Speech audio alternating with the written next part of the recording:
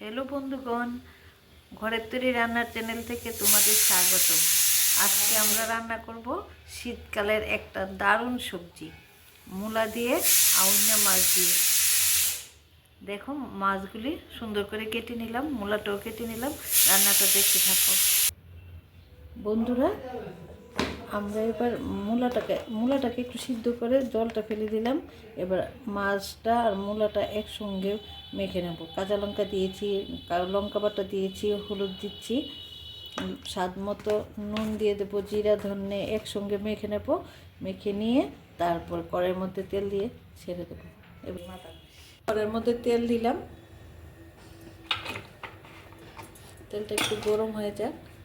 আমি এদিক দিয়ে মাছটা সব মশলা টশলা দিয়ে একটু মেখে নিচ্ছি।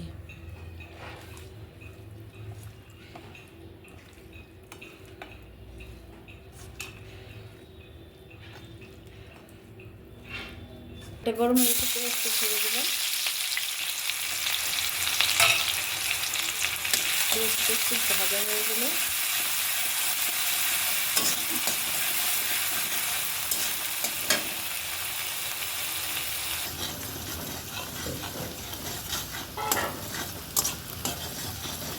দেখো আমাদের বাড়ি পায়রাগুলি কি সুন্দর করে খেলছে। তেলটা ভাজা হয়ে গেছে আর তেলের মধ্যে পেঁয়াজটা খুব ভালো ভাজা হয়ে গেছে। এবার মাছগুলি ঢেলে দেব, মাছগুলো একসঙ্গেই ঢেলে দেব।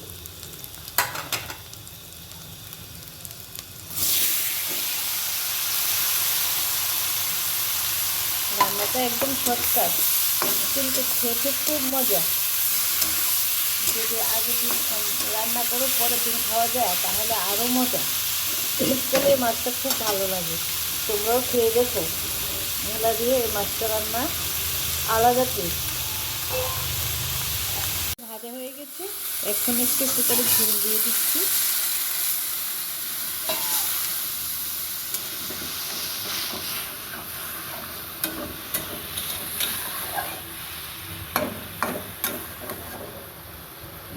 সিদ্ধ হয়ে গেছে,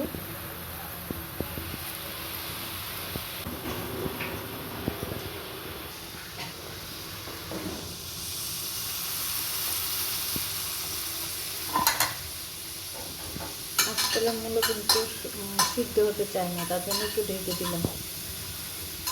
বন্ধুরা, তরকারিটা কত সুন্দর হয়েছে, খেতে ইচ্ছে করছে কিন্তু আমার। তোমরা খাবে একটু? বন্ধুরা, এবার আমি কি করব, ধনেপাতা দিয়ে তরকারিটা নামিয়ে নেব। কি কেমন লাগছে তোমাদের? তোমরা কিন্তু একটা লাইক করবে, শেয়ার করবে, সাবস্ক্রাইব করবে, কমেন্টে বলবে তরকারিটা কেমন হয়েছে। তোমরাও একদিন রান্না করে খেয়ে দেখো কেমন হয়েছে।